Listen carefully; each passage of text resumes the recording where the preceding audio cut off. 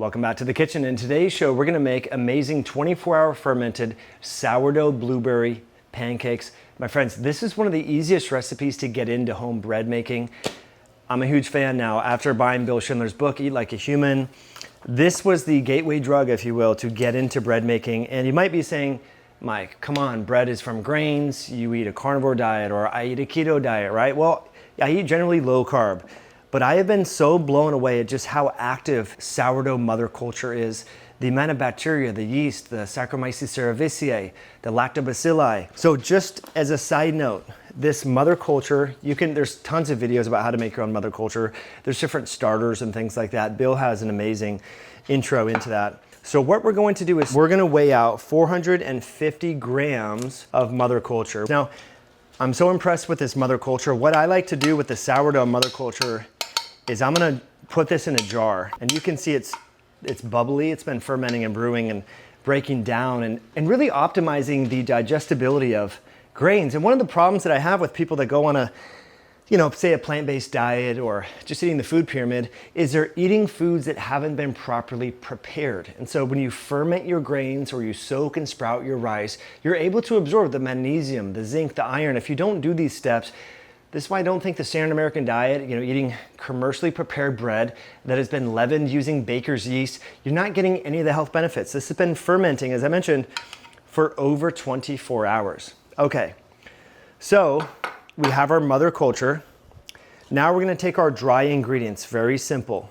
1 full teaspoon of baking powder, and the baking soda is half a teaspoon. So we're gonna do salt, half a teaspoon of salt. And I love salt, so I'm not just pour it like this, even though there's gonna be a little bit more. You can just kind of eyeball it. Okay, so that's our dry ingredients there. Now we're gonna take 1 egg, because we're just gonna mix this right in our stand-up mixer. I found that really helps with the flavor. We're going to add 2 tablespoons of maple syrup. So this is organic, local maple syrup. 2 tablespoons. All right, we're almost done. This is so easy, friends. Some of the grain-free, gluten-free flour mixes, they're $14 a bag. This is so much more affordable. This costs $2 in flour. So I've melted butter, or warmed it up on my cast iron skillet. Now we're gonna take, the recipe calls for 2 tablespoons of butter. Now what I like to do before I put it on the stand-up mixer is I like to just hand mix this to make sure I get everything off the bottom. Sometimes the sourdough is prone to having stuff stick. All right, so we're gonna take our stand-up mixer. As I mentioned, maybe a little overkill, but I think it just helps with the flavor, and I might add some raw milk to this depending upon the consistency. So I'm just gonna turn it on level 2, crank it up a little bit. And depending upon the consistency of the batter, will determine if I add some raw milk.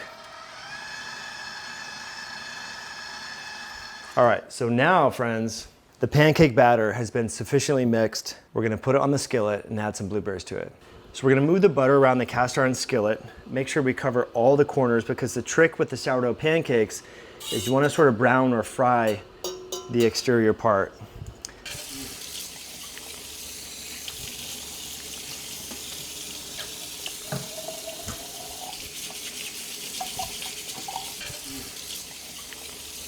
You can tell when they're ready to flip when they start forming little air pockets within the sourdough pancake itself.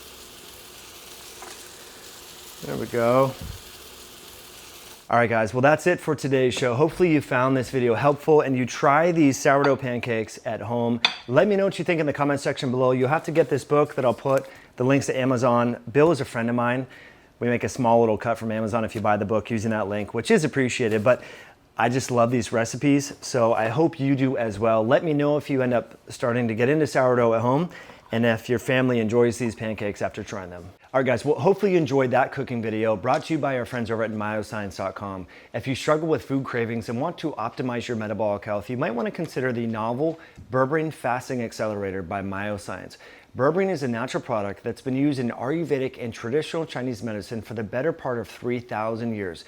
What's unique about this novel product is There's hundreds of reviews from people just like you who are getting benefits by using this to help support metabolic health and curb evening food cravings. Customers find that when using Berberine Fasting Accelerator at night, it can help curb evening food cravings and help support getting back on healthy eating patterns and not mindlessly snacking in the evening time. You can save by going to myoscience.com and use the code podcast at checkout on the novel Berberine Fasting Accelerator.